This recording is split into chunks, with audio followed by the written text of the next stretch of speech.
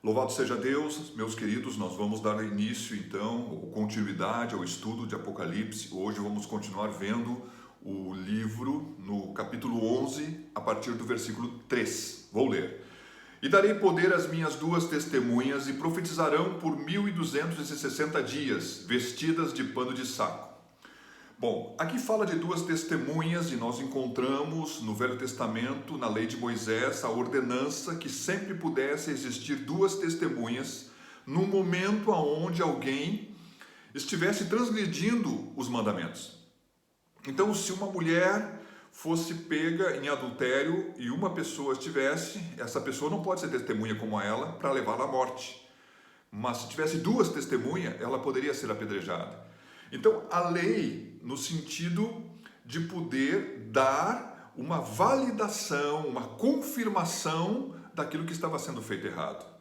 De uma forma geral, expandindo esse princípio das duas ou três testemunhas, nós encontramos a interpretação bíblica, o estudo da interpretação bíblica, a hermenêutica. Nós encontramos que ela tem isso como princípio, para afirmar uma doutrina, para afirmar um posicionamento. É necessário encontrar dentro da Escritura pelo menos dois lugares, no mínimo dois fundamentos de palavras bíblicas que reforcem tal posicionamento para ele ser considerado. Porque às vezes em alguns assuntos se fala em um lugar e não se fala nos outros. Pode ser uma questão de costume, pode ser alguma questão de um país, de uma cultura, e não daquilo que é um preceito bíblico, uma lei bíblica. Falando disso, eu quero dizer então que essas duas testemunhas foram lá para ser profetas. Então, essas duas testemunhas eram profetas, e ao mesmo tempo, sendo profetas, nós vamos ver que eles estavam revestidos de um grande poder. Mas ao mesmo tempo, nós podemos ver que eles foram lá para validar, para ver o pecado que estava sendo cometido, para poder serem testemunhas na terra, assim como Deus enviou aqueles anjos, perto de destruir Sodoma e Gomorra. Ele envia aqueles dois anjos que foram lá e diz assim: nós não precisamos ver mais nada. Então, falando sobre isso, há uma grande discussão bíblica. Eu estou com um probleminha na minha garganta hoje. Há uma grande discussão bíblica, quem seria esses dois homens? Há, de certa forma, uma unanimidade que um deles é Elias. Há quase uma unanimidade. Um é Elias. Por que um é Elias? Porque Elias não provou a morte.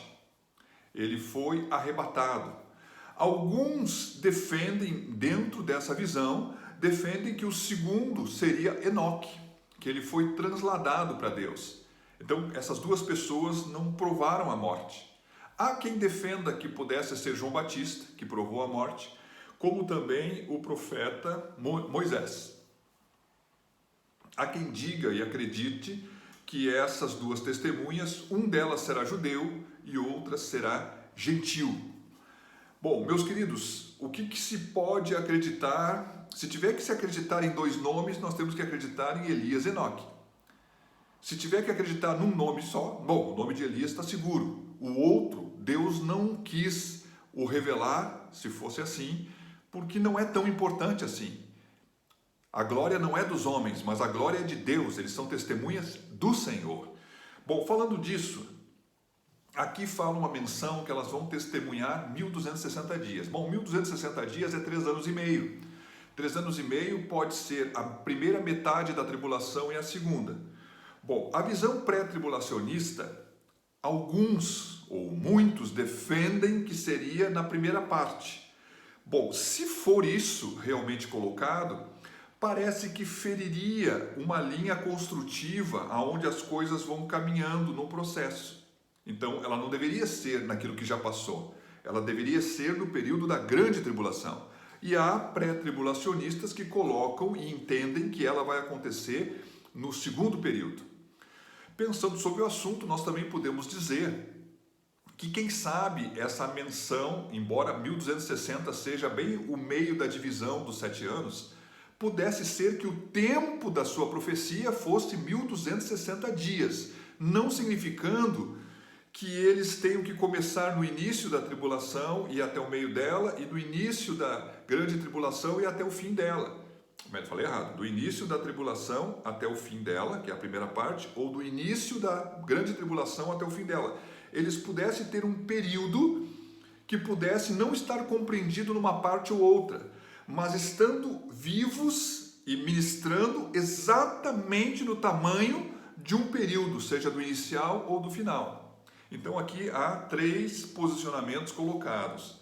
Bom, panos de saco, normalmente os profetas vestiam pano de saco quando se apresentavam a uma situação muito pecadora ou pecaminosa que o povo de Israel estava vivendo no Velho Testamento. Então, observe que a vestimenta deles é uma vestimenta rudimentar. E o pano de saco também era usado como um sinal de luto, uma vestimenta para o luto. Então, observe que esses homens estão vestidos de uma forma grosseira, como profetas figurados do Antigo Testamento, que compareciam diante da nação de Israel para dizer que ela estava errada. Falando assim, vamos ler o versículo 4. Estas são as 2 oliveiras e os 2 castiçais que estão diante do Deus da terra. Bom, cada uma dessas testemunhas, elas serão como uma oliveira e um castiçal, ou candelabro. Bom, o livro de Zacarias, no capítulo 4, do versículo 2 até o versículo 14, ele discorre a respeito, então, de 2 oliveiras junto a um candelabro. Bom, meus queridos, essa questão, por que oliveira? A oliveira dá a azeitona. Dentro da azeitona tem azeite, e o azeite é símbolo do Espírito Santo. Então, eles serão, cada um deles é uma oliveira, porque na verdade eles estarão cheios do Espírito Santo. Amém? Continuando então, 2 candelabros. O candelabro, a gente sabe que ele é um instrumento que ele não é a luz, mas ele tem a condição de colocar a luz por causa do óleo que ele queima. Bom, o candelabro aqui é um símbolo que cada um desses profetas, dessas testemunhas, elas serão uma luz para um mundo que vai estar numa escuridão, que vai estar cheio de trevas. Então, eles cheios do Espírito Santo, falando a palavra de Deus, vivendo como homens de Deus, vivendo a vontade de Deus, irradiam, assim como Jesus disse, né, quando começou o seu ministério pregando em Cafarnaum, com a palavra de Deus diz que quando ele abriu a boca, eis que raiou uma grande luz. E da mesma forma, então aqui vemos esses homens, essas testemunhas como candelabros ou castiçais que vão iluminar o mundo que estará debaixo de muitas trevas. Lendo o versículo 5. E se alguém lhes quiser fazer mal, fogo sairá da sua boca e devorará os seus inimigos. E se alguém lhes quiser fazer mal, importa que assim seja morto. Bom, as 2 testemunhas serão invencíveis. Não há coisa que possam se fazer contra elas que poderão vencê-las. Deus irá revesti-las de um poder e de uma autoridade ao ponto, como diz aqui, né? Fogo sairá da sua boca. Isso aqui é uma forma literal. O fogo aqui num instrumento de juízo. Então, quando alguém armar ou trazer alguma coisa contra eles, bom, se alguém quiser lhes fazer mal, importa que seja morto. Em outras palavras, eles simplesmente, quando tiver uma situação difícil, vai ser dada a eles a autoridade de ordenar que os que estão se levantando contra eles sejam consumidos. E a palavra de Deus, quando fala morto, aqui é morto mesmo, né? Ninguém está dormindo aqui. Então, os adversários que tiverem a ousadia de vir contra eles, como um exército ou uma situação, certamente morrerão. Lendo aqui o versículo 6, diz assim: Estes têm poder para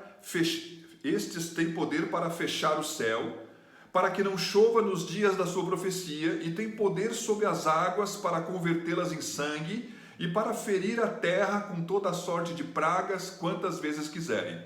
Bom, essa menção que eles têm poder de fechar o céu, parece Elias, né? Para que não chova nos dias da sua profecia, e tem poder sobre as águas para convertê-las em sangue, para ferir a terra de toda sorte de pragas. Isso pareceria Moisés, que foi os 2 ministérios colocados, por isso que vem um sustento lá, que Moisés poderia estar enquadrado nisso.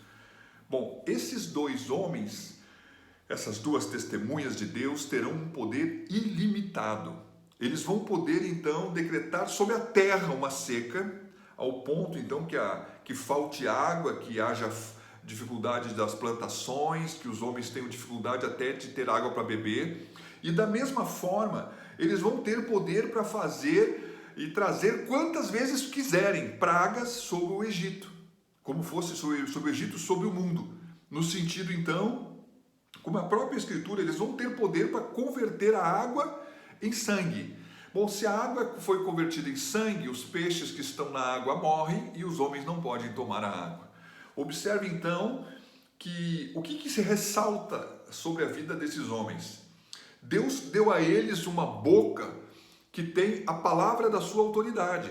A palavra de Deus estará sobre a sua boca. Então, abrindo eles a sua boca e ordenando algo contra alguém que os persegue, ou ordenando a respeito da natureza, ela vai lhe obedecer. O versículo 7. E quando acabaram o seu testemunho, a besta que sobe do abismo lhes fará guerra e os vencerá e os matará.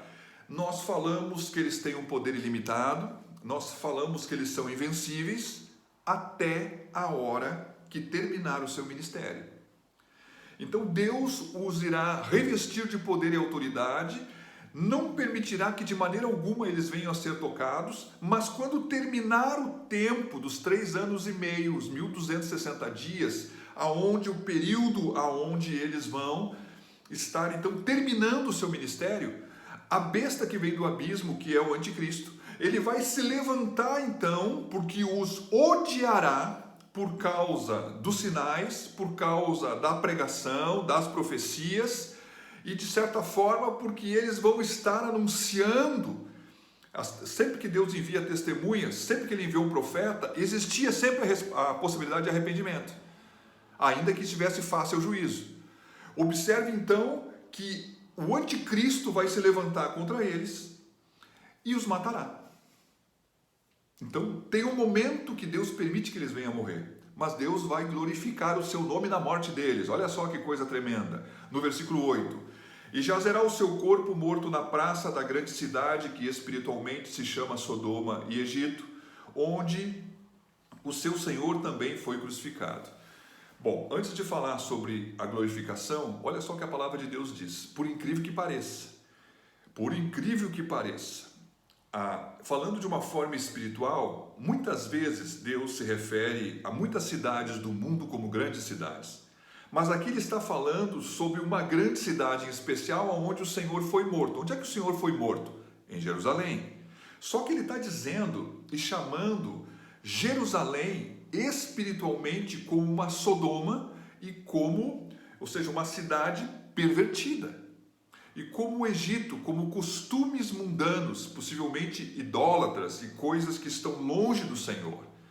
Então, na época do profeta Isaías, ele chegou a testemunhar e a falar que a cidade de Jerusalém estava comparada com Sodoma e Gomorra. Isso não é uma coisa que acontece agora, já tinha acontecido. É interessante isso, né? Observe que Deus, na maneira como Ele olha para as coisas, não é a maneira como nós vemos. Existe toda uma busca, e observe que a terra, aquele lugar, já falamos, né? Do Domo da Rocha, do monte, do templo, e falamos de Jerusalém como centro do mundo, tudo certo. Então, observe que há toda uma cultura gigantesca de ir a Jerusalém, ou até mesmo, quem sabe, de podermos nos empolgar com algumas coisas que eles podem construir ou vir a construir, só que, na verdade, tem muitos caminhos que eles estão tomando que estão errados aos olhos do Senhor. Então, o Senhor deixou bem claro e está claro isso, né? Que nem nesse monte, nem aqui, nem acolá, mas os verdadeiros adoradores adorarão o Pai em espírito e verdade. Nós temos que ter cuidado o que nós realmente devemos fazer por Israel é orar por eles. Agora, não devemos cultuar o que eles cultuam, porque o que eles cultuam passou. Nós cultuamos aquilo que é verdadeiro, que é Jesus Cristo. Eles vão clamar por Jesus Cristo lá no fim, e por isso que eles vão ser salvos. Mas aqui, falando disso, Jerusalém então vai estar cheia de pecado, cheia de pecado, assim como Sodoma e Gomorra, assim como o Egito aos olhos do Senhor, de uma visão espiritual. Bom, aqui diz assim no versículo 9: E os homens de vários povos e tribos e línguas e nações verão seu corpo morto por 3 dias e meio, e não permitirão que o seu corpo morto seja posto em sepulcros. É interessante isso, porque logo que a pessoa morre, por causa da decomposição, é normal que se enterre a pessoa, antes que comece a cheirar mal. Então pode ser que aqui eles não deixaram como um caminho antigo que Israel tinha. Observe que Jesus chegou no 4º dia para enterrar Lázaro. Existe um princípio dos israelitas que eles guardavam um corpo e esperavam mais tempo para que esse corpo pudesse ter a certeza que esse corpo não tivesse morto. Especialmente botavam num lugar separado. Então, quando Jesus vai no 4º dia, dentro de todo o princípio que os judeus acreditavam, Lázaro estava morto. Aqui, eles vão deixar eles 3 dias e meio, quer dizer, passaria dos 3 dias. Falando sobre isso, eu quero dizer que é interessante que eles vão se alegrar com a morte dele. E vão se alegrar, que nós vamos ver no versículo posterior, de maneira então que eles não vão permitir que o corpo seja enterrado. Especialmente então dentro de uma visão dessa que eu falei, dentro de um contexto espiritual, mas especialmente por ficar se alegrando de ver que eles estão mortos. Por quê? Porque certamente as profecias e esse fogo que sai da sua boca e esse poder que eles terão sobre a natureza para mandar pragas e seca sobre o mundo, certamente vai ter incomodado povos, tribos, línguas e nações. Então eles vão se alegrar com a morte daquele que eles odiavam, daqueles que estava incomodando eles. E essa alegria, então, ao mesmo tempo que, vamos ver aqui no versículo 10, e os que habitam na terra se regozijarão sobre eles e se alegrarão e mandarão presentes uns aos outros, porquanto estes 2 profetas tinham atormentado os que habitam sobre a terra. Bom, meus queridos, na verdade, eu até corri na frente aqui falando coisas do outro versículo, né? Mas podemos dizer assim que o anticristo vai matar as 2 testemunhas e o mundo todo vai festejar e vão ter um orgulho gigantesco que o anticristo conseguiu fazer o que outros tentaram fazer e ninguém conseguiu fazer. Aquilo que Deus determina como o tempo do ministério e cessa então a operação que Deus tinha para a vida daqueles homens, dá a oportunidade para que o anticristo possa matá-los e, na verdade, como se ele fosse superior a eles. Mas não é o caso. Então as pessoas vendo um ato que seria algo muito difícil de acontecer, visto todas as dificuldades que esses homens já tinham passado, certamente vão achar que o anticristo fez algo glorioso aos seus olhos. É possível então que nesse dia apareça nas televisões do mundo, nos celulares do mundo, imagens, as pessoas falando dessas coisas que vão, na verdade, acontecer, mostrando a imagem deles mortos, e vai chegar o ponto que as pessoas vão dar presentes uns aos outros. Isso aqui é uma coisa, olha, é tipo como se fosse uma festa, vai ter uma festa, de tão alegre que os homens do mundo, das línguas, das nações e dos povos vão ter. Falando no versículo 11, depois daqueles 3 dias e meio, aí vem a glória de Deus, o Espírito de vida vindo de Deus entrou neles e puseram-se sob os pés e caiu grande temor sobre os que os viram. Bom, passados 3 dias e meio, que parece ser na figura de anos proféticos, né? Os 1260 dias, que seriam 3 dias e meio, podendo ser 3 anos e meio, né? Um contexto profético, não é questão de anos, mas na questão de dias, como se eles fossem a testemunha da tribulação, ou da grande tribulação, ou de um período entre elas. Na verdade, o que nós encontramos aqui? Nós encontramos que da mesma forma como Deus deu o Espírito a Adão e ele se fez alma vivente, o Senhor vai enviar o seu Espírito e esses homens vão voltar a colocar de pé. Eu tenho pregado sobre isso nas últimas 2 lives, lives que fizemos na pregação do culto, né?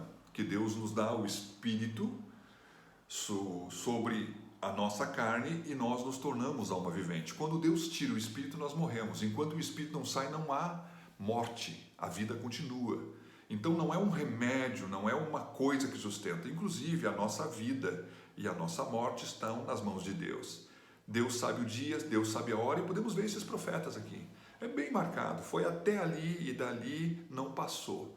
E quando passou, Deus ainda tem poder, nos trazendo aqui uma memória gloriosa de ressuscitá-los, apenas com uma ordem que nós vamos ver aqui. Então Deus, como diz aqui, depois daqueles 3 dias e meio, o Espírito de vida vindo de Deus entrou neles. Bom, eles se levantam.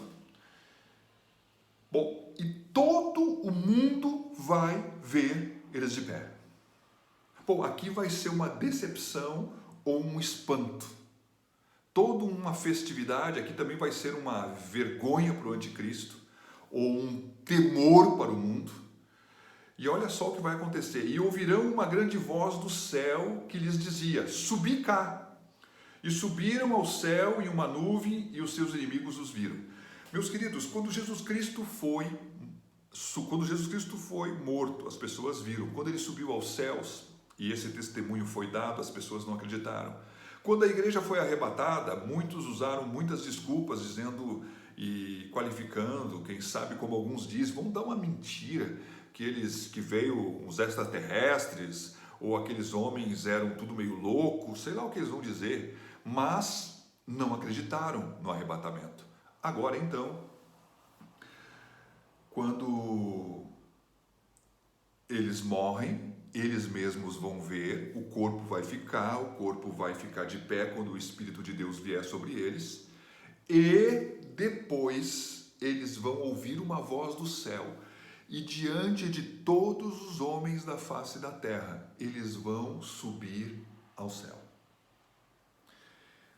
Bom, falando sobre isso, muitas pessoas com certeza nesse dia, ainda nesse testemunho, dentro de uma visão pré-tribulacionistas, vão ter a oportunidade, então, de mudar o seu conceito sobre a ressurreição de Jesus Cristo e sobre o arrebatamento da igreja, podendo, então, abrir o seu coração, tendo na vida desses homens um testemunho que é um testemunho que vem na sua morte e na sua ressurreição, subindo aos céus, que seria o testemunho da seguinte maneira: olha, permaneçam fiéis como nós permanecemos fiéis, ainda que o anticristo mate vocês, porque certamente o Senhor os ressuscitará depois. Amém? Falando sobre isso, então, que é um encorajamento para aqueles homens que vão viver naquele tempo, lendo o versículo 13: e naquela mesma hora houve um grande terremoto e caiu a 10ª parte da cidade. No terremoto foram mortos 7.000 homens e os demais ficaram muito atemorizados e deram glória ao Deus do céu. Então eles estavam observando eles subirem ao céu e houve um grande terremoto. A Bíblia diz que quando Jesus expirou na cruz, houve um grande terremoto. Quando Jesus ressuscitou, houve um grande terremoto. Aqui observe que esses homens, então, quando eles estão subindo ao céu e esses homens estão olhando, a terra vai tremer. E diz que em Jerusalém 7.000 homens vão morrer. É interessante que nos dias da profecia de Elias, pensando ele que era só ele que vivia no caminho certo, a palavra de Deus, o Senhor se revela para ele e diz assim: eu tenho 7.000 que não se dobraram a Baal. Embora naquele tempo existisse uma separação de 7.000, aqui nós vemos o inverso. Aqui existe a condenação de 7.000, no sentido da condenação da maioria da nação, no sentido que aqueles tinham se guardado, como se o Senhor praticamente não encontra quase que ninguém aqui que se guarde. Falando dessa maneira, a situação aqui se inverterá e os 7.000, em vez de serem protegidos, eles perecerão. A Bíblia diz que virá temor, está escrito aqui. E os demais ficarão muito atemorizados e deram glória ao Deus do céu. Bom, essa expressão, ela pode ter dois focos. Eles podem ter dado glória e não se arrependido. Alguns podem ter dado glória e se arrependido. Bom, deixamos isso em aberto, que nós não temos como falar. Porque assim como Jesus Cristo subiu aos céus e o anúncio disso trouxe a conversão de muitos, pode ser que uma figura desses homens subindo ao céu pelo poder de Deus possa também trazer, especialmente judeus, a conversão. E no versículo 14 diz assim: é passado o segundo ai, eis que o terceiro ai cedo virá. Então, meus queridos, dentro de uma sequência que vem vindo, aí vem o terceiro ai, que é o toque da sétima trombeta. Vimos então, aqui, em tudo isso que vimos, eu acho que eu nem falei disso, né? Falando aqui do segundo ai, nós estamos terminando quase esse capítulo, nós vamos terminá-lo amanhã, mas não terminamos ainda, e nós certamente vamos ser ainda edificados dentro desse assunto. Que Deus te abençoe, foi um prazer estar aqui com você, e vamos lá.